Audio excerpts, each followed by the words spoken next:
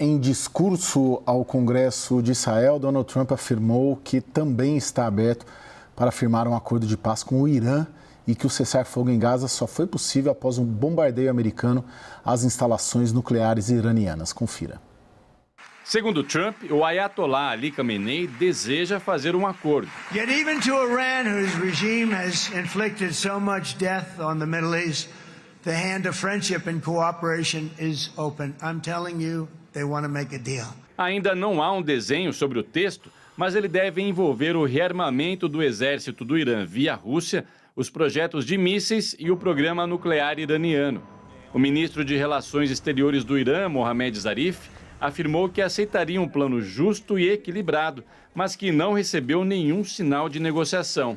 Em junho, americanos bombardearam 13 instalações nucleares do Irã, que, segundo a Casa Branca, resultou numa obliteração total das usinas. Mas avaliações da própria inteligência dos Estados Unidos sugerem que os ataques não destruíram os principais componentes do complexo nuclear. Israel também bombardeou instalações e assassinou lideranças iranianas. Segundo a inteligência de Tel Aviv, as ações atrasaram o programa nuclear de Teherã em 2 anos. Irã e Estados Unidos realizaram 5 rodadas de negociações, mas não chegaram ao acordo. À época, o governo de Ali Khamenei rejeitou alguns pontos, especialmente os que envolviam o fim do enriquecimento de urânio. Trump diz que sem um acordo, o Irã não consegue sobreviver. They've been battered and bruised, and they need some help. They have big sanctions, as you know, tremendous sanctions. I'd love to take the sanctions off when they're ready to talk. As sanções voltaram a vigorar no final de setembro, depois do Conselho de Segurança da ONU acusar o Irã de descumprir o Plano de Ação Conjunta Global, assinado em 2015. Com isso, foram restabelecidos embargos de armas e outros tipos de penalidades econômicas ao Irã. No entanto, a Rússia, membro permanente do Conselho de Segurança, não reconhece as medidas. Nesta segunda, o ministro de Relações Exteriores russo, Sergei Lavrov, disse que vai seguir fornecendo equipamentos militares a Teherã conforme o direito internacional. Professor, hoje a gente viu outros atores ali que o Trump escolheu, né? O ditador egípcio, o presidente da Turquia, ditador da Turquia, sim. Mais disfarçado, né? Sim, sim. Como novos atores ali, né? São atores antigos, mas incensados, né? Pelo Trump. Essa turma tem força suficiente para convencer o Irã, por exemplo, né? Os proxies do Irã, os Houthis, o Hezbollah, a entrar de fato numa fase, como Trump diz, de um novo Oriente Médio? Bom, vamos para a complexidade, né? A questão de Gaza vai parecer simples quando a gente vai para o arco grande dos interesses envolvidos e dos poderes relativos de cada ator, listado por você e dos que estão na periferia. Então, é claro que o que Trump tenta fazer é chamar alguns para a sua proximidade, para o seu domínio, para o seu controle. Ele tem as monarquias do Golfo bem alinhadas com ele. O uso da força tem o seu valor e é um instrumento cabível. Então, ter, de alguma maneira, desmantelado o programa nuclear iraniano, reduzido a capacidade de comando e controle do Irã, repercute agora. Da mesma maneira, vamos lembrar que o Catar tem um papel central aqui, mas por muito tempo o Catar é meio um patinho feio daquela região, é um país que albergou as lideranças de movimentos terroristas e o Catar foi demovido dessa posição. Ele tem um papel importante nessa nova colocação do Irã. A Turquia tem interesses claros naquela região, no Irã, tem toda a questão do Kurdistão, por exemplo, que conjuga áreas contíguas, né, de Turquia, de Irã, de Iraque, enfim. Então, agora nós vamos para a complexidade. E a complexidade vai exigir um alinhavo juntando peças que não estão alinhadas, que não estão em acordo quanto aos interesses parciais, configurando uma equação ampla. Eu diria que nós vamos entrar por um caminho de muita negociação, muita conversa, que o resultado do campo é que vai demonstrar a viabilidade dessa continuidade. o resultado do campo, de alguma normalização em Gaza, de alguma prosperidade na região do Levante, né? Da região de Gaza, de Palestina, de Líbano, de Síria, vai ser crucial para entender os desdobramentos. Aí vai entrar o capital saudita, principalmente o capital dos países do Golfo, e a capacidade de liderança dos Estados Unidos nesse momento de 2 anos, mais ou menos, em que o Irã não tem capacidade de articulação militar, tá? De fato, depauperado da sua tanto capacidade de projeção de poder, que foi o que lhe logrou um lugar preferencial, né, o eixo da resistência, como das relações com atores próximos, mais extra-zona, no caso Rússia, China. Então, nesse período em que o Irã está enfraquecido, em que há possibilidade de se mostrar avanços na região palestina, é o momento de se demonstrar um caminho viável. A questão palestina segue sendo o calcanhar de Aquiles, ela não vai ter uma resolução aparente fácil, mas vai depender basicamente de alguma autonomia no que é território palestino hoje, sendo aceito por Israel. Israel vai aceitar isso? É difícil prever que isso vai acontecer na sua totalidade. Mas é a história da região, ela sempre foi assim. Sim. Então é uma normalidade na região conviver com essa instabilidade e essa vizinhança conflituosa. E esse chamado ao Irã, Lorivão? Pois foi ele que rompeu o acordo nuclear, né, em 2018. E ele se elegeu, em parte, na primeira vez, acusando Barack Obama de ter sido complacente com o Irã, de ter abandonado os aliados do Golfo, né, Arábia Saudita e tal, e se reaproximou deles, né? Então, mas ele tem feito isso, não é a primeira vez que ele fala em um acordo com o Irã e tal, e é parte da equação. Realmente, assim como ele fala em um acordo com a Coreia do Norte, né, e assim por diante. Acho que o problema é a questão do balanço dos incentivos na região.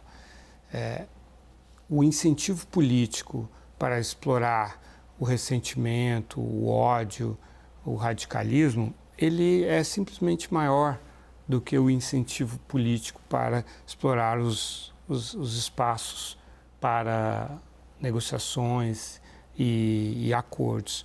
E a gente está saindo de uma guerra que deixou 67 mil mortos, no mínimo, certamente são mais que isso, palestinos, né? Aqueles ataques que deixaram 1.200 israelenses mortos, civis, né?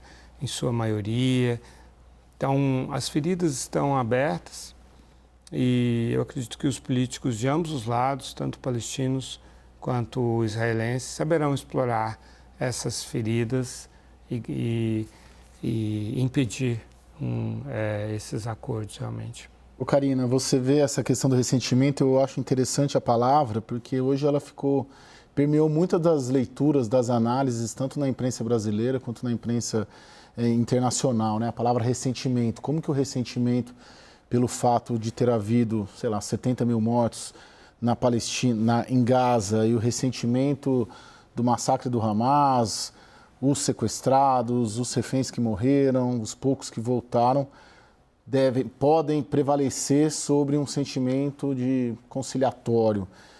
A sua aposta seria em que caminho? O ressentimento prevalece ou a conciliação prevalece? Eu sei que não é tão simples de responder, mas a sua percepção e o seu feeling sobre isso.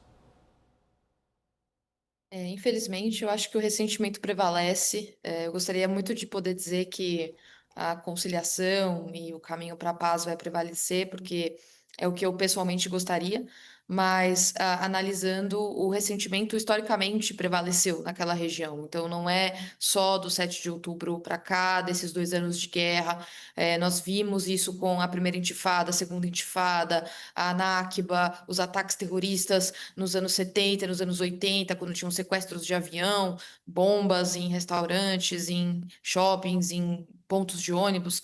Então, o ressentimento naquela região, quando a gente fala especificamente do conflito Israel-Palestina, o ressentimento é a maior barreira, né? para a resolução do conflito, né? Eu, particularmente, nas minhas pesquisas, defendo que mais do que as questões materiais, que são, sim, obviamente importantes, as questões territoriais e materiais que permeiam o conflito e as barreiras do conflito, existe ainda uma barreira psicológica, que envolve o ressentimento, que envolve uma disputa de quem é a maior vítima do conflito.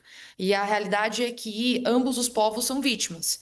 Vítimas da violência, vítimas do colonialismo europeu, vítimas de fatalidades que aconteceram ao longo dos anos e que impedem uma resolução, uma negociação e um fim para esse conflito de uma vez por todas. Então, é por isso que muitas vezes, né, acordos são feitos, negociações são feitas. Nós tivemos os acordos de Oslo nos anos 90, a cúpula de Camp David em 2000. Então, já tiveram várias tentativas ao longo dos anos para se resolver de uma vez por todas o conflito, mas nunca avança como esperado, porque existem essas barreiras que impedem e vão além das questões materiais e das decisões dos planos, né, ponto a ponto.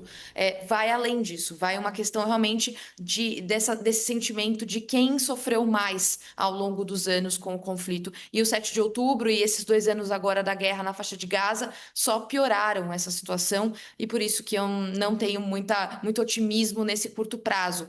Mas no médio e longo prazo, eu espero que sim, tenhamos uma paz e um acordo de paz entre israelenses e palestinos. Sinceramente, o valor paz acho que é um valor distanciado da região. A gente tem apaziguamento, tem períodos de maior amenização, mas são séculos, milênios de disputas religiosas, mentalidades. Está além da possibilidade de uma geração, um ato de um presidente externo resolver, encontrar uma fórmula que resolva a convivência, a disputa por terra, a disputa por água, a disputa pela verdade divina, que é o que está por trás da história daquela região. Então, as experiências em que houve alguma normalização das relações são experiências impostas, são experiências em que algum elemento externo, as potências coloniais, o Império Otomano, o Império Árabe, estabeleceram regras de convivência e tolerância, mas não de paz. Acho que pensar no valor paz é um ideal válido, mas é distante da realidade concreta. Prosperidade sempre traz incentivos para as pessoas se sentirem melhor, terem mais bem-estar, aceitarem alguma condição. E essa pode ser uma chave para algum caminho de apaziguamento e convivência que levam à tolerância prolongada. Nesse sentido, a fase 2 é que será essencial, né? Quais são as fórmulas que possibilitarão algum sentimento de bem-estar, de prosperidade rápido e que levem a um apaziguamento, uma distensão. Agora, se mantiver a lógica da raiva, do ressentimento, da injustiça, cada lado tem a sua verdade. Isso vai se contrapor o tempo todo. Se não houver um desarmamento claro das facções envolvidas, esse potencial permanecerá. Gaza era para ser suposto de ser uma zona de paz e não foi, se tornou uma base de ataque terrorista. E se o Hamas efetivamente mantiver algum potencial ainda de uso da força, isso pode ser ativado em qualquer momento e vai impedir que Israel aceite qualquer termo que envolva a permanência do Hamas.